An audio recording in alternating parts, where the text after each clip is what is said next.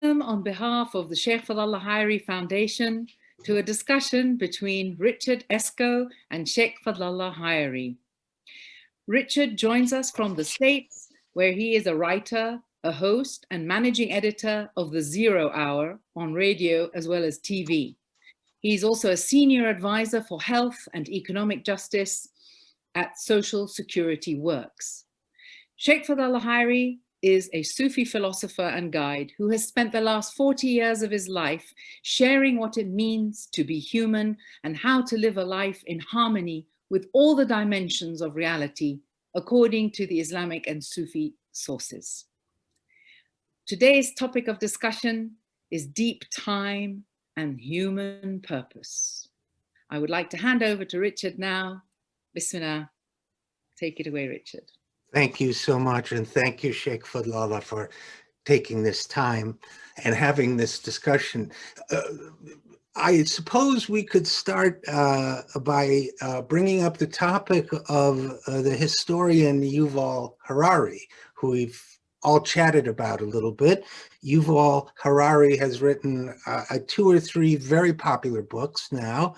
The first one, I believe, was his book Sapiens, which was a deep history of humanity from, as the scholars understand it, the beginning of human time to the present. The second was about the challenges and issues that we face in the 21st century. And as I've been reflecting on that, and maybe a place to start is Sapiens, if I recall correctly, we're Homo sapiens sapiens. Sapiens means wise, wisdom. And we're supposed to be the creature that is wise. And I may be wrong about this, but I sense that we're called Homo sapiens sapiens because we not only are supposed to have knowledge, we know we have knowledge, including perhaps being the only beings on this planet who have the knowledge of death, of the inevitability of death. And so we have this gift and this challenge of knowledge. We have this deep history, and one writer's exploration of it has resonated with tens of millions of people. What does this reflect about us? What does this say, in your view, about the present moment, that we who by our name, sapiens, have knowledge, are yet remain so hungry for more understanding of our deep history, of our context in eternity? We human beings live in a zone of duality at every level. There are twos. No matter what you look at, it's either attractive, repulsive, and there are degrees of that, and you define it, and on and on and on. There are 2 zones of knowledge, of ignorance, of wisdom, of everything else you can think of. One is a basic mental function, which had grown over billions of years and evolved. And so collectively, if 10 of us sit and given a task of evaluating whether this action is wise in that instant or not, I think you will quite likely you find the majority will agree on a certain aspect. But it's not in place, it's not in time, it's not appropriate. There is a child crying in the river, and here you're trying to philosophize or look in the, it's not in time, it's not appropriate. So this is basic, if you like, human wisdom within space and time. There is knowledge within the human domain of mind, which is relative and limited. Then there is supra knowledge. There is, of course, super knowledge. You can even divide that. But supra means not subject to mind, not subject to space and time, not subject to change. In other words, it's connected with, directly emanating from directly the essence or the absolute. Others call it God, and so on. So there are 2 sides of knowledges, 2 sides of wisdoms, 2 sides of understanding. One is at our human level, which is necessary. And we have so much of our capacity geared towards empathy, sympathy, mirror neurons and all of that. So we are connected. In other words, this multiplicity of humanity emanates from a unity of humanity and returns back to that unity. So we are here as a little blip of a process. From the unknown, the unseen, something emerges which takes on an identity, the so-called me, which is bracketed within space and time, birth and death. In the meantime, we are concerned and we are driven to get beyond this box, to the supra level. One is physical, chemical, biological, and the other one is, if you like, is much higher beyond any of these limitations, and it's not touched by space and time. You may call it the quantum field, and you may call ours the physical, chemical, earthly. We are both. We carry both of these, if you like, zones within us. The first one is the human one, evolves, develops until the organs in us have grown.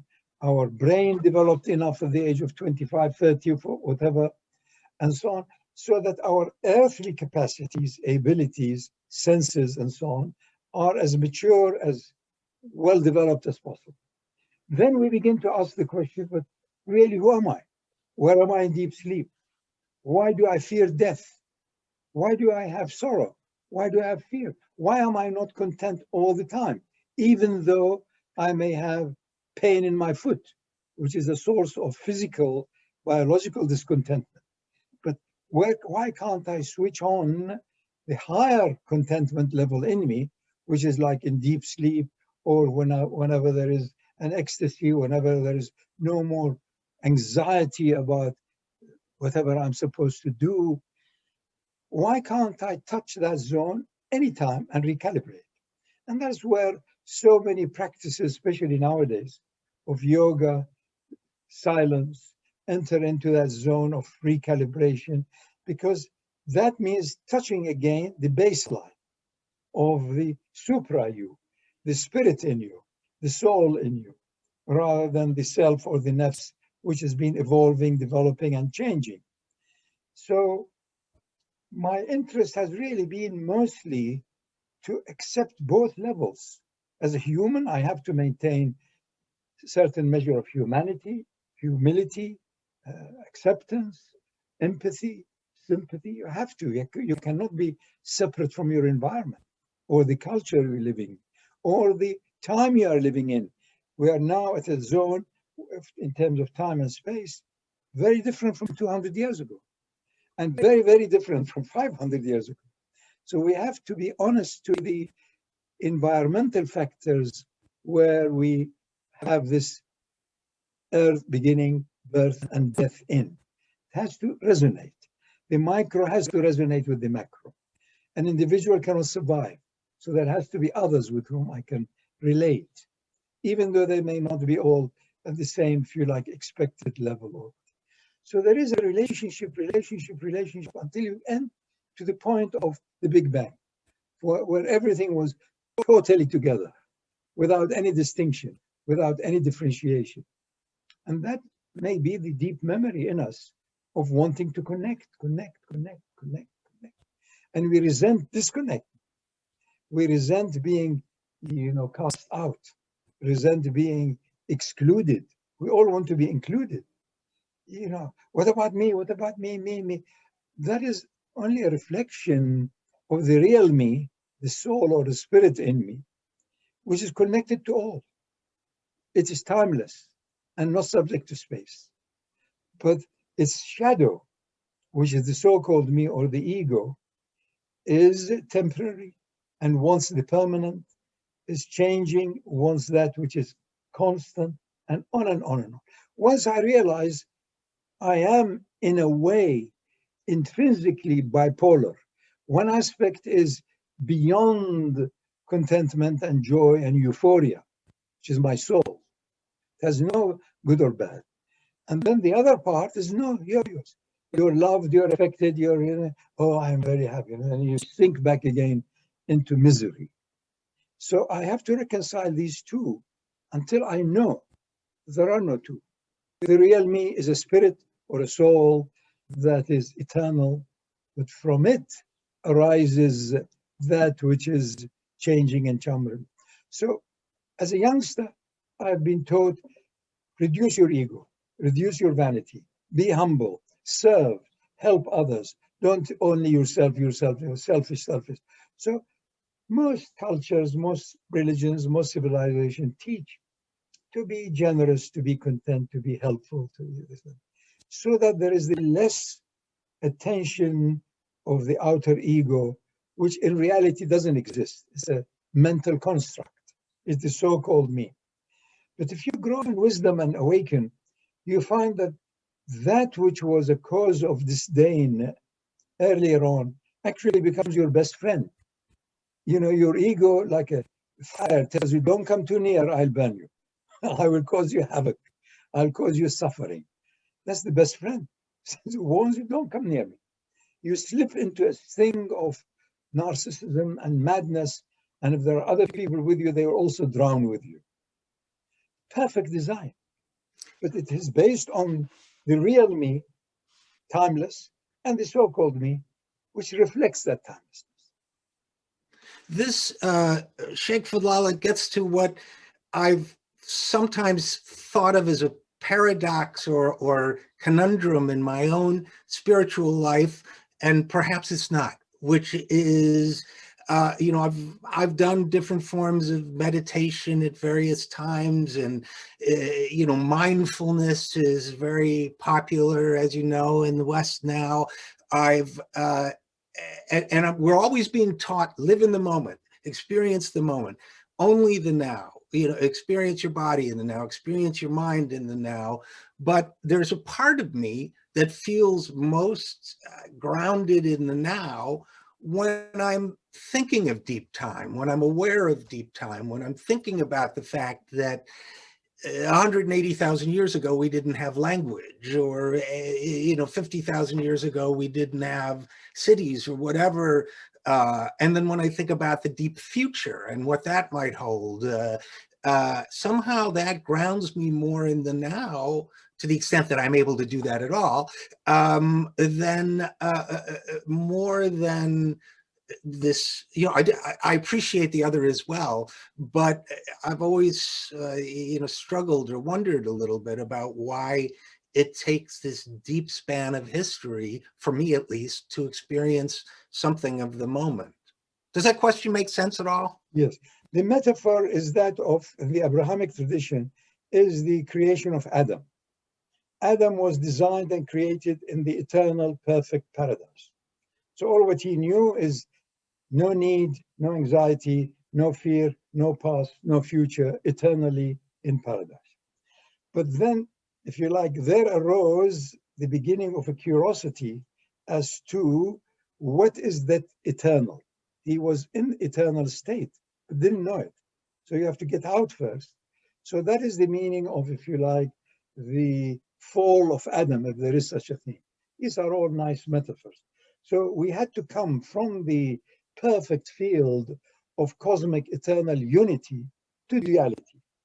So we are in that zone. And therefore your paradox, if you like, paradox or difficulty is perfect. Whilst you are hoping to enter into that zone of complete, utter stillness, timelessness, you have emerged from a past and heading towards a future. In fact, you are practicing so-called mindfulness because you enjoy mindlessness, no mind. So both are together. So here we are entering into an experiential zone, losing time, losing space, losing the so-called self. But at the same time, the backdrop to that is a you who has a biography, who has fears, who have some concerns, who have some anxieties. Like we're living at an age now that the biggest factor that's concerning people, and it will be more and more and more and more, is anxiety. Anxiety to me simply means confusion, because I don't know the boundaries of the now and the eternal and the future. So it's mixed up. So we can't bring our children up anyway, like they did 100 years ago. Do's and don'ts and barriers because of fear of extinction. If they didn't behave themselves, they will not last. There may be no food for the day after tomorrow. But We have moved into another zone of everything is allowed, therefore anxiety. If I know exactly I can't do this, it's bad for my physical health, bad for my mental health, bad for my emotional, I won't do it. But it's all mixed up. So therefore, anxiety. So all what we try to do is to shut the movement of electrons or neutrons or whatever, or neurons in my brain.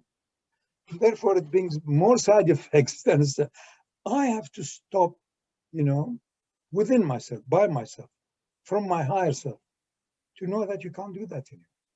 Don't push the boundaries too hard. In truth, there are no boundaries. Your soul has no boundaries. But in physical, material, human reality, there are dozens of boundaries. I can't overeat, I can't under-exercise, and. So I maintain an optimum physical state so that I awaken to my cosmic, perpetual, eternal state. Then I am in transit. Then I am temporary on earth, but permanent in my inner light and the divine soul that I've been given, without denying either.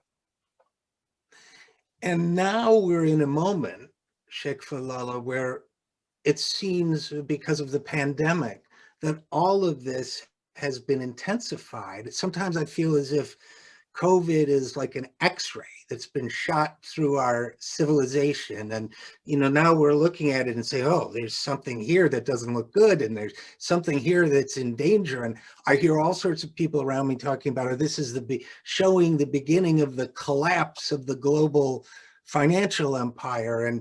And to me, one of the values of, for example, Islam is that it talks about civilizations that have collapsed in the past and new ones that have risen. And of course, history, Yuval Harari and others talk about that as well. So it feels to me as if the anxieties that you describe in this moment, especially, are not only individual, but they're collective, and they're not only localized, but global.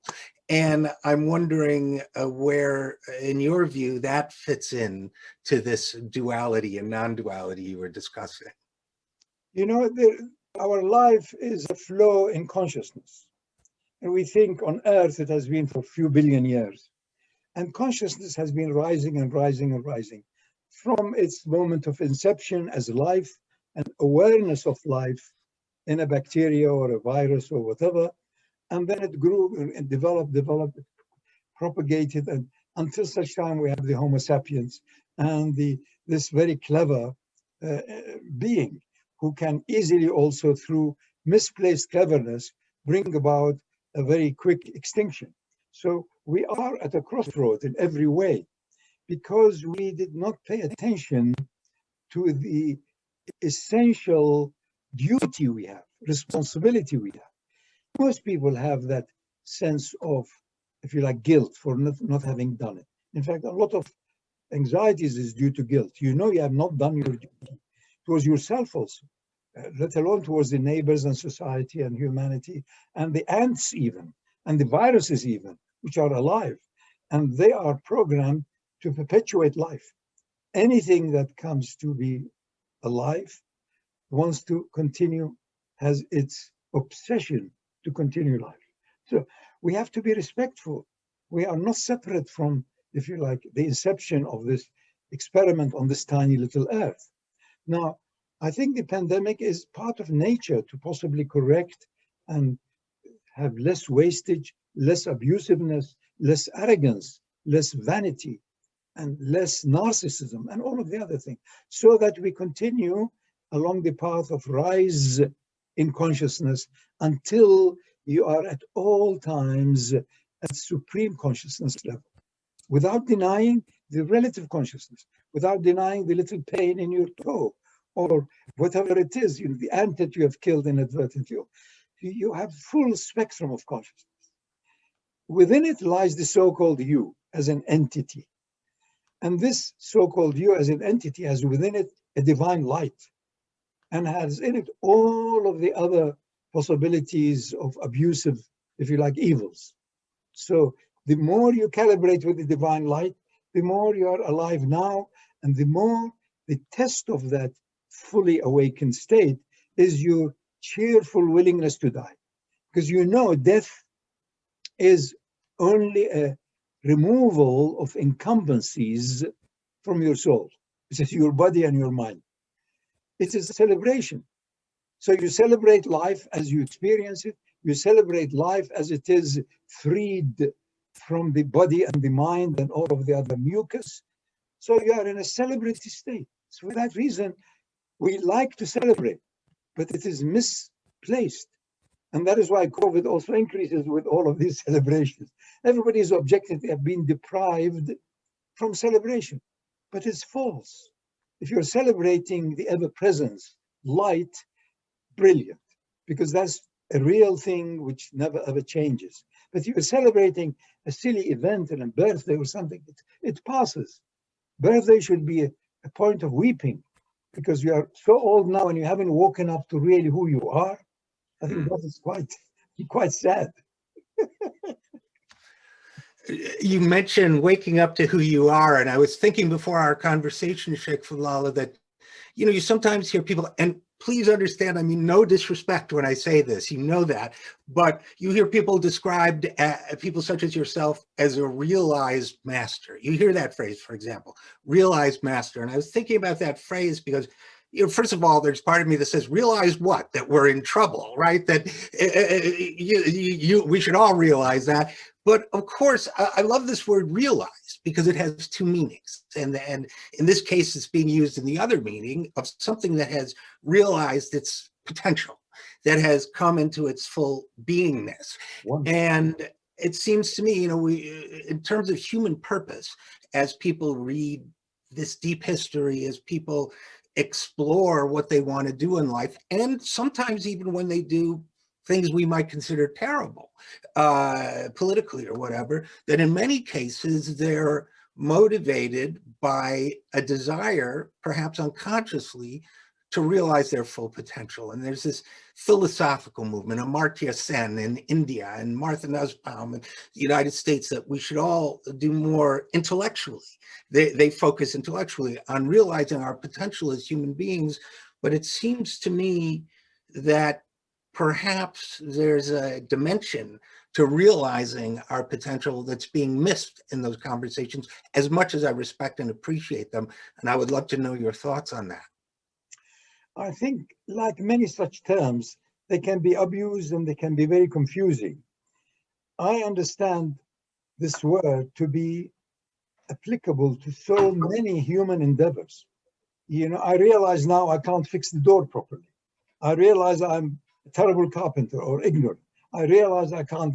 So realizing is an end of an investigative, if you like, a story that's gone around, and now I realize I'm hopeless. I realize I'm ignorant.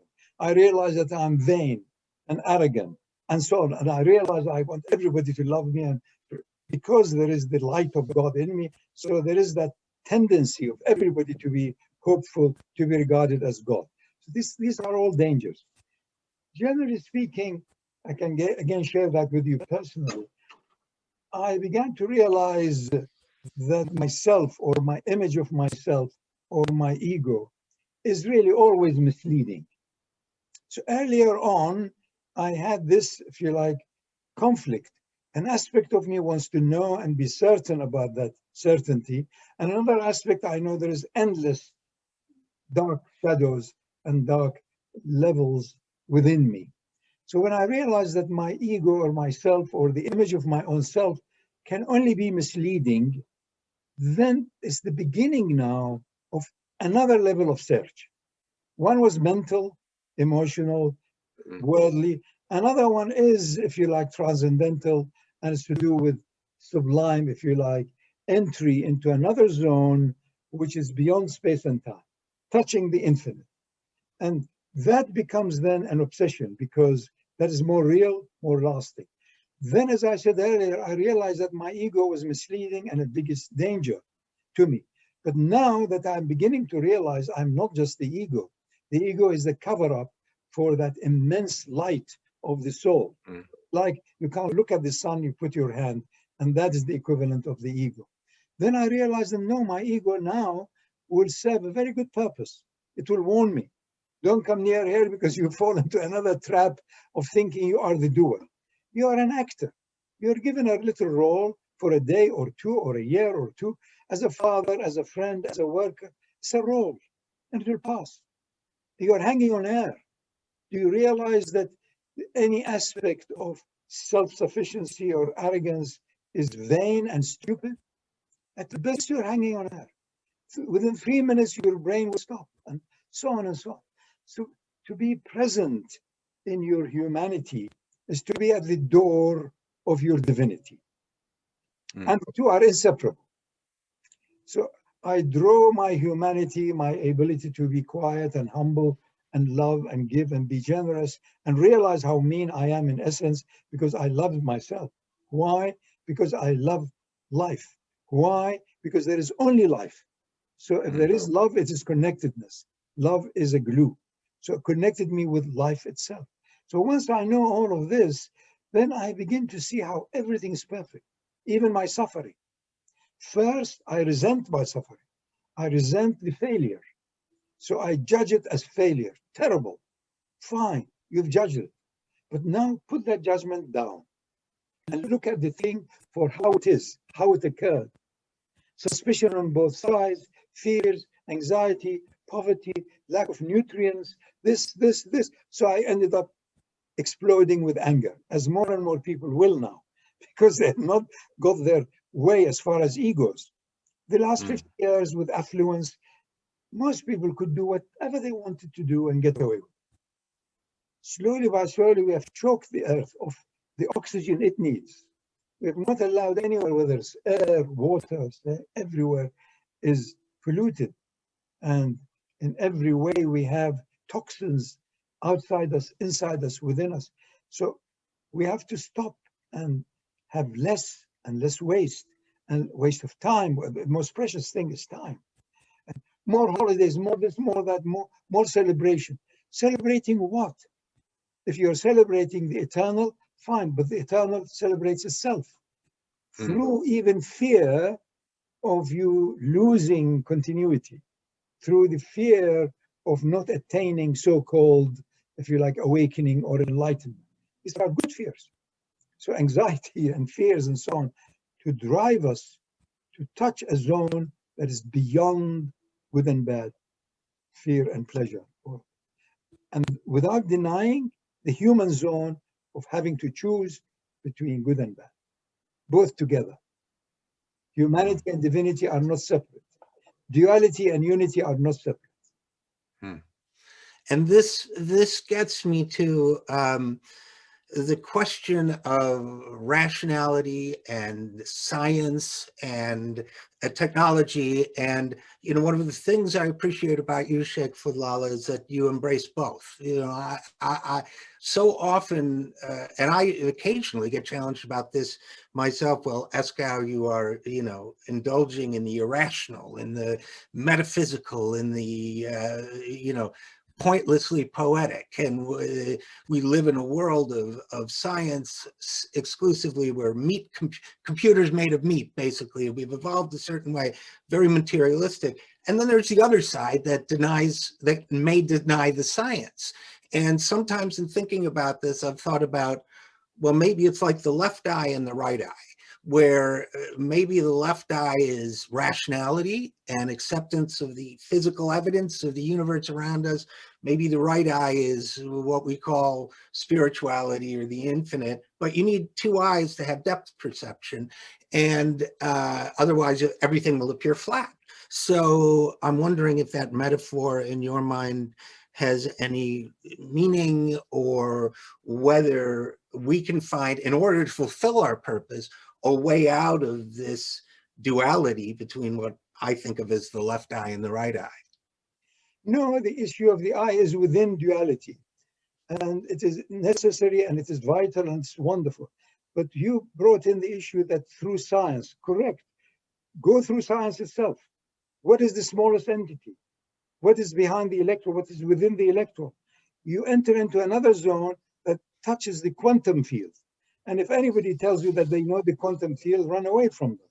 That is what the greatest quantum scientists tell us. So through science, you discover there is a material science, physical science, chemical science, biological, physiological, whatever, and fine. But then it moves to another zone of the quantum field. That is spiritual science, if you like. Everything works and nothing works.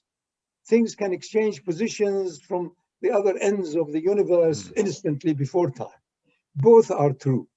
And you and I and every human being has this treasure to understand this and live it, which is beyond measure. It doesn't deny measure. It doesn't deny physics. It doesn't deny, by all of these are in their place at the zone of duality. But duality emanates from cosmic unity, sustained by cosmic unity, and returns back to it. So if you like, the quantum field in which Adam, metaphorically, who was alive in heavens, in paradise, had to yield to the physical dualities, realities, sciences, in order for you to realize this is understandable, necessary condition, but not good enough. Nothing will be enough. That's why in Islam, the beautiful thing is Allahu Akbar. God or reality is greater. That's why we want more, until we're suffocated with our own poison. You see, until you realize that the so-called you has to accept limitations of humanity and enter into their inner heart, where the quantum field of boundlessness is. And there is no more bigger, no more less, beyond the good and bad. In this field, there is good and bad. There's worse good. There's worse bad. There's more good, and so on and so on. But there is another field which is beyond all of this and far greater in everything, beyond our imagination, beyond the mind, from which the mind has emerged. I don't deny the mind. First call is the mind. Is it the right time? Is it the right place? Is it your left foot aching you, or right? Or don't blame the poor friend. He didn't cause all of this. Whatever. He doesn't know how to save your foot from amputation. But the mind is that intermediary between the infinite soul and the physical limited reality of the so-called you and I. That is why we are at all times, once the mind is developed, exercised, clear, in a good healthy state, you want to transcend the mind. That's why you can always realize the fashionability of drugs, mind altering, beyond the mind. You want deep sleep, it's another one, and so on. It's in our nature to be within duality, aspiring and longing for eternal unity. That's why it comes out also in the physical unity. I found my counterpart. I found my best partner. The best partner is your own resident, if you like, inner, if you like, light. That is really your soul mate. It's your soul within yourself. But there are other metaphors. There is an outer friendship, that this is the best situation I had with a friend. This is the best job I had, the best house I had, the best environment, temple, whatever. These are aspirational until you reach a point of reasonable equilibrium. Then if you enter into silence, then you are into a flow, a Zen flow into eternity, or into worship in Islam, where you lose yourself. There is no self anymore. There is only that which was, only that which is, appearing as multiplicities, but only that which will also be that which we return to. So this is the model. We need a sketch. We need to have a better understanding. Once you have that understanding, then a lot of unnecessary mistakes, drives, and misery is reduced. That's all. Nobody wants to increase misery. But if I don't have a proper referencing, what is my calibration? Me, I can solve your problem. Elect me as this, I will do everything. It's not true. As a human, I'm subject to error like everybody else. Maybe I'm more experienced. Maybe I can counsel with more people. Maybe I listen to everybody around and come up with an appropriate, if you like, way that helps. But that's about it, it's limitation. But I'm seeking the limitless. So I'm a limited being, desperately seeking the limitless, boundless, and eternal. Once you have this model, then it's easy. And this model, you mentioned quantum physics. And one of the things that makes people uncomfortable sometimes about quantum physics, it seems, is the idea, for example, that a photon can be simultaneously a particle and a wave. And it can be, people think how can something be two different things at the same time? And it seems to me, and even physicists, many physicists will say, well, this is just a metaphor. It's not, nuclear physics isn't concretely true. And, well, it was pretty concrete in Hiroshima. I mean, it's a very, clearly you're describing physical phenomena that transcend our understanding of this duality where you're one thing or another. And I'm wondering if at some point, I know people have tried in the past, but there's a point of understanding that says we don't have to reject science or religion. That, for example, in Islam, if you touch your forehead to the ground, you're in that zone of being both particle and wave or neither. I don't know if I'm driving towards something accurate or not, but it feels to me that we live in a moment where people are creating an opposition where there might be none. I guess that's my question. You have already resolved the question. You are both, and so am I. I am a particle when I am acting, when I'm interfering, when I'm giving and taking and so on. And I am a wave function when I'm in deep sleep, when there is no me, or when I'm unconscious, or when I am being anesthetized. So I am also the same, a particle, an entity with a beginning and an end, birth and death, and the reality or a wave function that is not limited, not definable, not subject to space and time. So each one of us is the same. That's why a human being can be the most sublime and can be the most ridiculous. Each one of us has that potential. You can be the most dangerous being in creating havoc or ending the experiment of human being on Earth, or you can be conducive for people to realize that in essence, they have to unify duality within themselves and don't blame others, just blame ignorance and blame lack of focus and attention and dedication. And that's all what there is. When you are an essence that is timeless on a journey within a short period of time, what is 100 years in relationship to billions? In a short period of time, back again to the essence. Same thing as an electron. It's quarks and other energies that we can never define, but it appears as an entity. Without the smallest entity, which is the electron, our life would not be anywhere near what it is now. We're totally dependent on the electron in every way you look at it, including our warming our food. But we need to reflect more on these things in a real sense, rather than in a conventional religious sense as such. Make your religion your day-to-day, minute-to-minute, instant-to-instant life.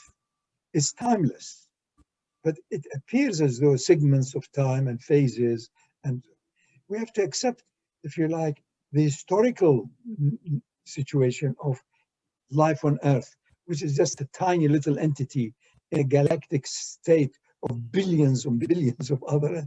So we have to be respectful and then realize again that I am both.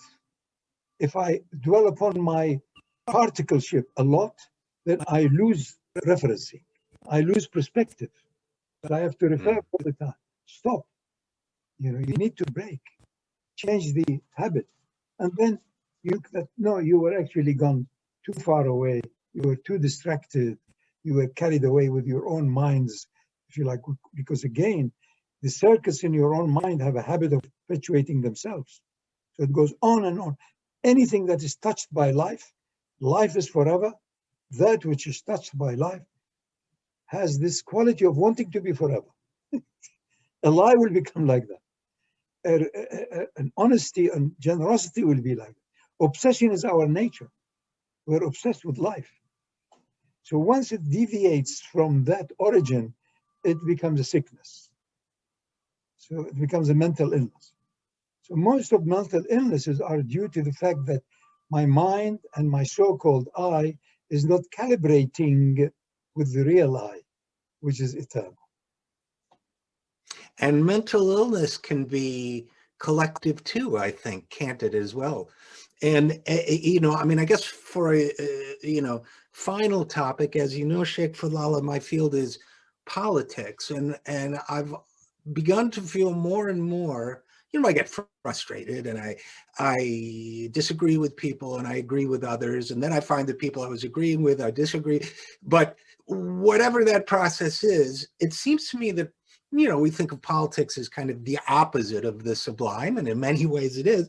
But it feels to me that it's often, as I said earlier, an unconscious expression of a desire for the higher, for the common good, for the fulfillment of our human purpose. And we all do it in a very misguided way. But that got me to thinking about the fact that when I was a student, I was very proud of thinking of myself as a student radical. I was a radical.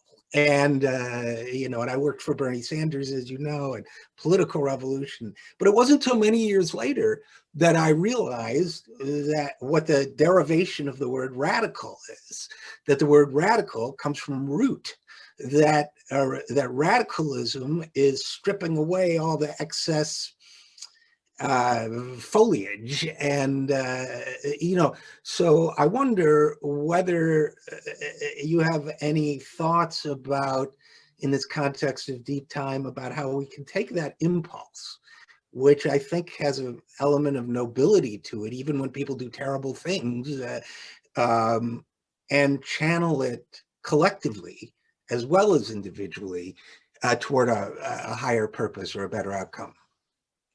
We all, each one of us are in the same situation. We want truth, we want awakening, we want to realize instantly. So we are both revolutionary and evolutionary. And yet, you know, no, people have to suffer collectively, have to agree collectively. But the root of it all is that we don't have that reference or the touchstone of the self-soul duality. If everybody knows genuinely that they are two. One of them is an evolved animal, which is this also self and ego, but it is there because of life, which emanates from something divine within. If the two resonate infinite speed together, then they are together. Then you have, if you like, you can call that being or that action authentic. Then it's genuine. It's not subject to space and time. He or she will always do the same thing again.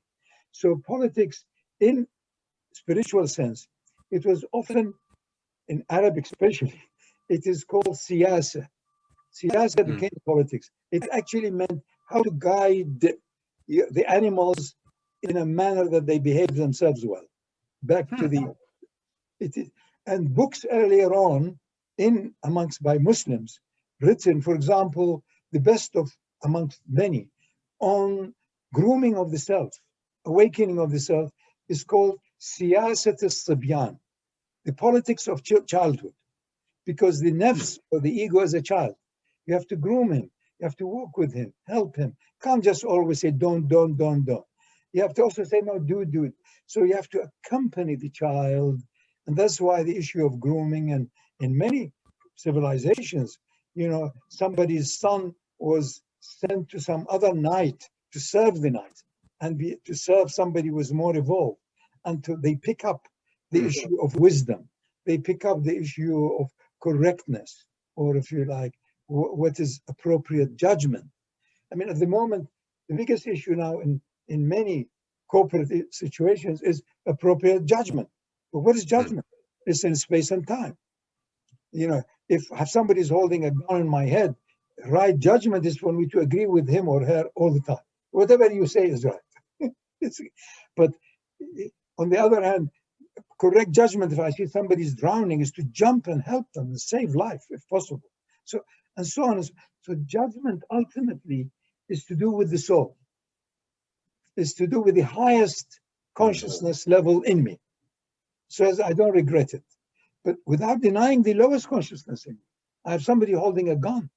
This is the low animal fear of death consciousness. Don't deny that, but relate it to the full story. We are, as I said, as human beings, gifted the most precious gift ever. And it's a treasure beyond measure. But we end up measuring this stone and that stone, collecting pebbles, whereas the ultimate mine of the ultimate, if you like, diamond field is in you. But no, that's more difficult to dig because it's metaphorical. I go and take a shovel and dig until I perish, not having found the right stone, or if I found that somebody steals it from me. This is the issue, that the human being is an amazing gift that has emerged by some reason we can never discern from the moment of the Big Bang, from the moment of light touching and becoming bifurcated into energy and matter. We don't know what it is, but it is sublime. And it is, again, to the credit of evolution, that 100 years ago, 200 years ago, you could have committed many crimes in different parts of the world and take life and kill. Not anymore. This is, again, a high level of evolvement. We have been evolving in consciousness. There has been tremendous growth. You know, we mustn't deny that. We mustn't deny how wonderful also this rise in collective consciousness has been. So it's not just optimism, it's a realism. You know, we have emerged, there's human rights now. Where was it 200 years ago? In a small village anywhere, the head of the village could have done anything. There were thousands of dictators. Instant. We have come a long way. But now I think we need to go more vertically into the inner. Has been horizontal. Vertically meaning accountable in every way, with every breath. Will I regret it? Will I correct it? What is my real motive? To be honest, rather than what do they think? What about you think? Go beyond your thinking to your own soul. Question your heart. Head and heart together. You are earthly, heavenly. You are on a journey from heaven back to heaven via the earth. It's the most wonderful gift. Now, Shaykh, thank you for that. And Shaykh Fadhlalla, before I let you go, and you can refuse to do this if you like, but I believe you and I both watched this interview of Harari, Yuval Harari, by the Russian, Vladimir Pozner. And at the end, he asked him some personal questions. And in the quiz shows, I think, here in the US anyway, they have what they call a lightning round. You just answer them. And if you don't mind my asking you 4 or 5 questions that you can just answer or not answer quickly before I let you go, would you be willing to do that? Do I have an option? No. I guess nice. It is the best not to have an option. Options, okay, good. Choices elude or give me the illusion of freedom. There is no freedom. How can I? Bismillah. I'm delighted. I don't know why I want to ask you this, Shaykh Fadhlalla, but do you have a favorite color? A favorite color? It changes very much according to the day, the night, the mood, how much I've eaten or not. I love all colors. And also I love no color. I love anything that emanates from light. I also love the darkness, which alludes also to my need to hankering for light. I love it all. Love is the unifying factor that gets it back to that intense singularity from which everything emerged. So next question, we have these bodies, these human bodies, we have to feed them, we have to sleep, we have to do maintenance on them. And sometimes I find it very pleasurable to do those things. Sometimes it seems like a distraction. If you had the option, if a doctor came to you and said, you no longer have to do those things, you don't have to sleep, you don't have to eat, you don't have to take medicines or do the things we do, would you agree to it or would you turn it down? It's not in my hand to agree or not agree. I find myself in a situation where there is no option other than the intensity of the moment. And that intensity contains everything within it. So the more I submit to it, the more I flow joyfully with beyond pleasure, because pleasure has pain. This is just bliss. So I accept the air goes in, may not come out. I accept my experience as a human of life may cease any minute, but life continues forever. So I am so secure in eternal life that nothing will ever change anything whatsoever. All right, two more questions. Do you read fiction? Do you ever read novels or fiction, or does that not interest you? Not anymore. I used to. I used to read a lot, and I often was an avid collector of books, mostly again to do who am I, what it is, how can I be in a state of beingness without regrets, without fear, without going back and forth in time, and so on. But really, the last 10, 15 years, I found even books that I treasured are quite, they've done their job. So whoever comes near me, I say, please take whatever of the books you want. So I don't read. I hardly read anything. I read what is shown to me in that instant. And I'm more and more and more amazed as to the encyclopedia of nature around us. Everything around. Look at the blade of the grass, of the bird and the egg and so on and so on, and how they live the moment, the moment, the moment, the moment, the moment, almost in perpetuity. So I treasure life in its eternal entirety. I think for others it's important to go through skills that are mental, that are training and physical related, to be able to be of some use to others, as well as the skill of leaving the mind, leaving any illusion as to who you are, leaving your biography into the reality beyond it. So I think it's beginning to come to younger people. Many of the older generations were too concerned about their standard of living and anxiety about food, about survival. I see more and more of the younger people that are concerned more and more as to what is beyond, what was there before, what will happen in 10,000 years or 1,000,000 years or beyond time. So I think nature is doing its job. I think as a Muslim, as a lover of Quran, the Quran says God will prevail and will attain his purpose. And what is his purpose? To be adored and worshipped. How? Through knowledge of the infinitude of God. And that's beyond the mind. So I think I try, and then I stop the mind. As I said earlier, oscillate between mindfulness and mindlessness together, until such time you find the mind is an amazing, most intricate instrument connecting the most treasure of treasures of the soul with the earthy matter, with physicality, biochemistry. It is the most amazing gift. So I can't begin even to express gratitude. Last question, I promise. One thing that both New Age or modern spirituality and traditional religion has in common, it seems to me, is people take themselves too seriously, that people get very grave about it. Why can't people, whether they're New Age spiritual, or maybe I'm wrong, this is my perception, or in traditional religions, why can't more people just lighten up and have a good laugh now and then? You are saying that we are deficient in unifying our duality, which is correct. Laughter, humor is a discovery of something that was an illusion and so deluding me. So that's the relief, you see. That's why you see in a circus, somebody's shot, they fall, fiending death, but they suddenly wake up, you see. So you have to be serious in the human sense.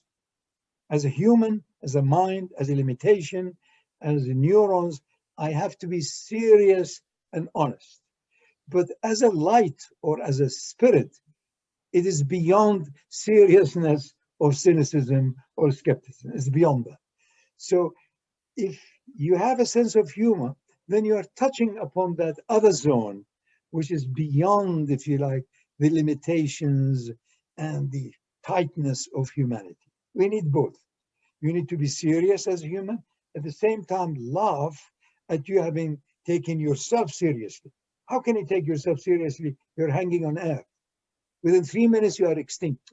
But for the sake of maintaining the balance, you have to accept other people's situation, other needs, so you have to be honest in that other people are grieving. You can't just say nothing exists, you are a soul. Oh, but they've lost the only child they have. As they've been thinking. So have empathy. You can't but touch that, but don't sink in it either. That's the only difference. In Islam, the people were initially used to go into grief for years. And then with the prophetic teaching, they were said, no, 3 days, weep. After that, no more. Leave that behind. Get on, future, and so on. So we are both serious and not. We want to trust. We want to have faith. So I cannot trust in this realm only. So if I only trust in a system that I believe in without the light behind the system, I will be disappointed. So I accept the system. I accept the justice, though mediocre it is globally, is better than nothing. So I accept it. I accept the way we are going. I accept the so-called democracy. It's better than nothing. It can be improved. Let me try to improve it through me also, myself. How I improved on it personally. Then if there are 10 million people like us who believe that we are human, evolved entities, alive because of a divine reality, then we won't have any discussion other than celebration. It's contagious. Other people want to celebrate, but they're finding such silly excuse of a birthday or something idiotic, and they all end up in disappointment. So again, if I am honest to myself, applying justice to myself, then I will soon find I have friends. It's not only me. We are similar, but with a slightly different biographies. It is differentiated sameness. That is the magnificent thing of human being. We are in this earth, not of this earth. We are, in a way, we have been catapulted from beyond the beyond of infinitude to experience duality, tackle it, wisen up with it. And by the time we are mature, we find that was only my human side. What about my eternal side? They are inseparable. So perhaps when the particle becomes a wave, it laughs. Realizes it is inseparable from its waviness. All right. Well, Shaykh Fadhlalla, I'm honored that you took the time to have this conversation with me, and thank you so much. I enjoyed it, Richard. Thank you. Thank you. I embrace you without any COVID risk. Socially distanced. Very socially distanced, the miracle of the Ethernet. Thank you so much, Richard, for engaging Shaykh Fadhlalla along these avenues of discussion that has revealed the illusion, really, of the dialectical binary of science and religion. And today, you and Shaykh Fadhlalla really made us appreciate the good news, that there is in fact a rise in collective consciousness, that we should not despair, and that love continues to remain the unifying factor.